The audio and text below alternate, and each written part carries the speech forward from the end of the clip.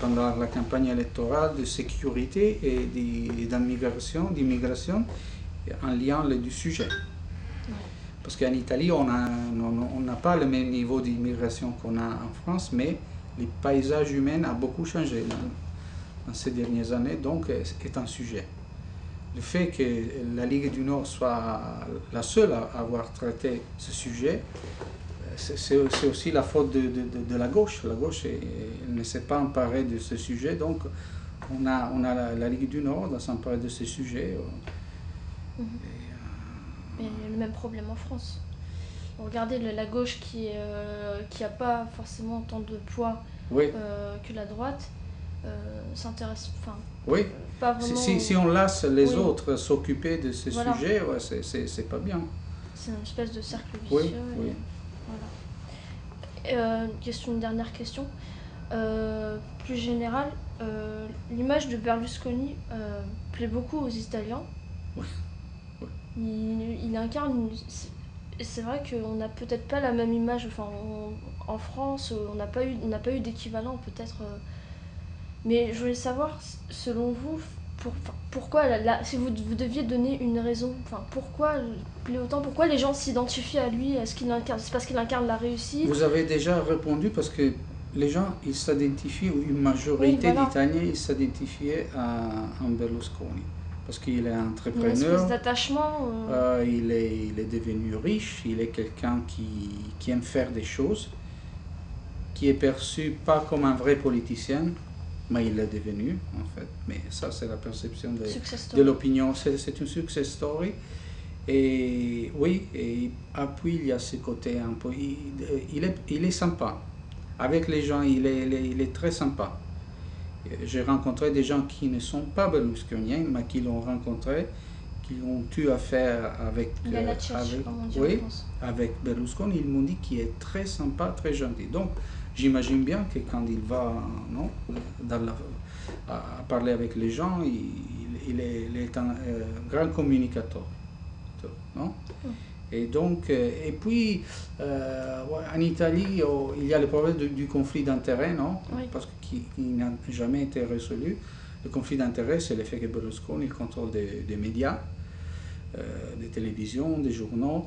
Mais en Italie, les gens, chacun cultive son petit conflit d'intérêts. Donc, le conflit d'intérêts, ce n'est pas un sujet pour la majorité des Italiens.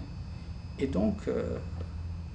c'est un sujet qui est un peu mis de côté par... C'est pas très ressenti, non?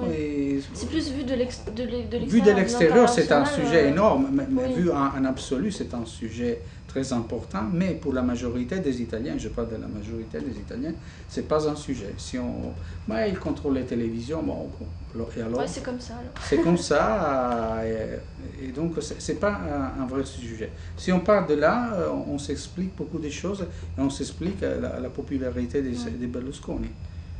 À part la personnalité il est un communicateur très, très, très habile. Donc, habilité dans la communication, le contrôle des médias, et en plus le fait que le conflit d'intérêts ne soit pas un sujet pour la majorité des Italiens.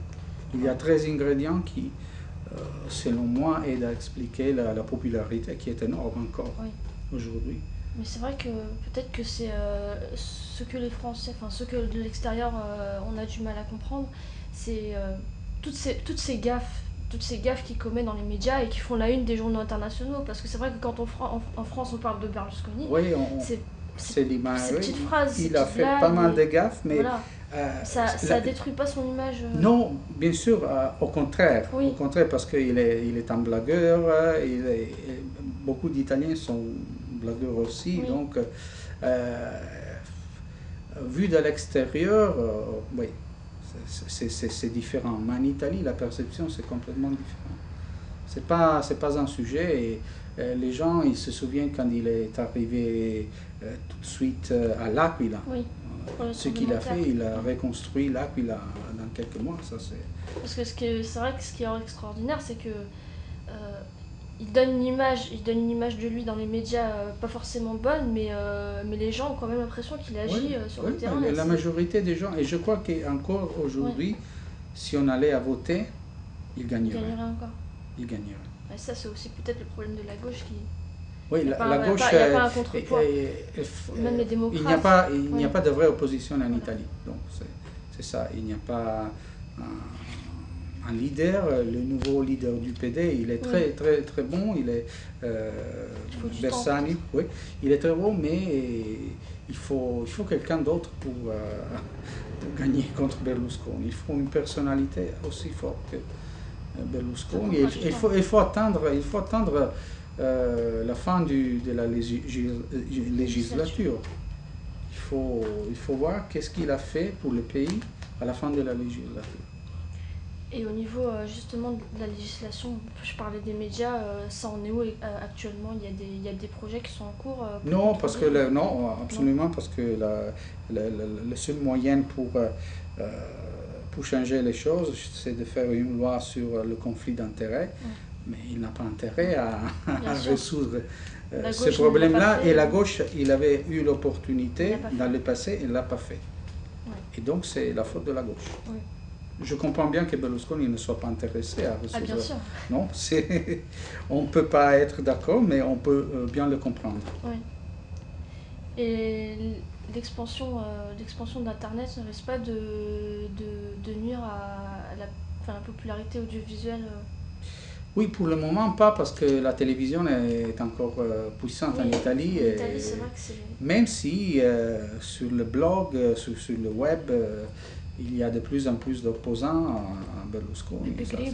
Beppe Grillo, notamment, il a commencé, mais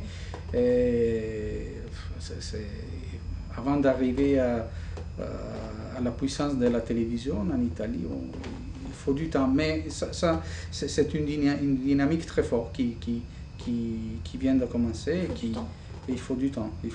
Il a commencé, on ne peut pas le nier, mais les Italiens sont toujours très attachés à la télévision.